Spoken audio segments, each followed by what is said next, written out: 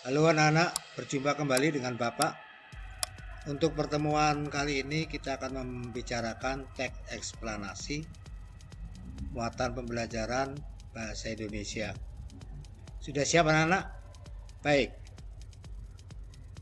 Teks eksplanasi adalah teks yang berisi penjelasan susunan teks yang berisi penjelasan.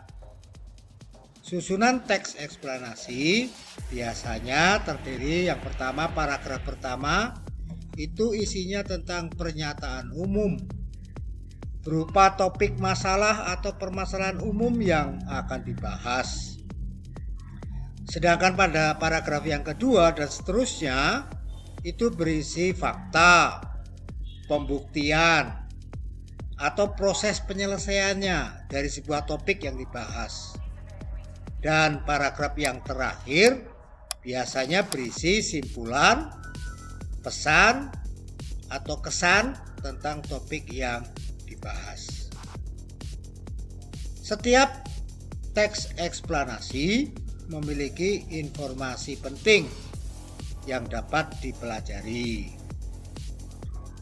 Informasi penting tersebut dapat digali, ditemukan, salah satunya dengan menjawab pertanyaan.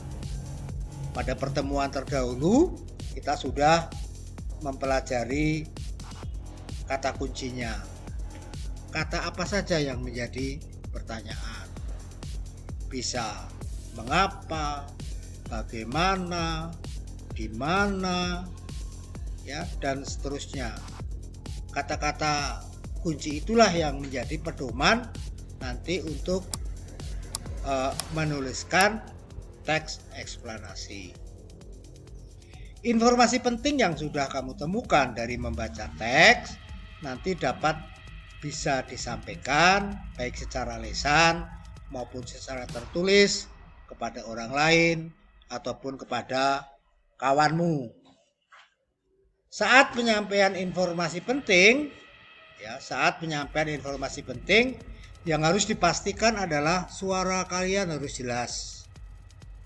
Yang kedua, intonasi kalian juga harus jelas. Dan yang ketiga, tidak menimbulkan makna ganda.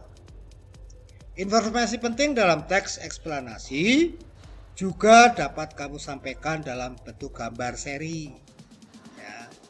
Bentuk gambar berseri.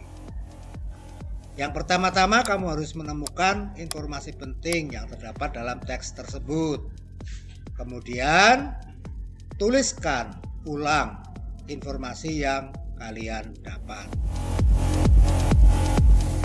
Informasi penting dalam teks eksplanasi juga dapat kamu sampaikan dalam bentuk gambar berseri. Yang pertama-tama kamu harus temukan adalah informasi yang ada dalam teks. Kemudian menuliskan kembali. Terima kasih. Hanya itu yang bisa Bapak sampaikan. Materi singkat. Mudah-mudahan bermanfaat untuk kita semua. Terlebih pada masa pandemi seperti sekarang ini. Tetap semangat belajar dan jaga kesehatan yang lebih berdisiplin. Terima kasih.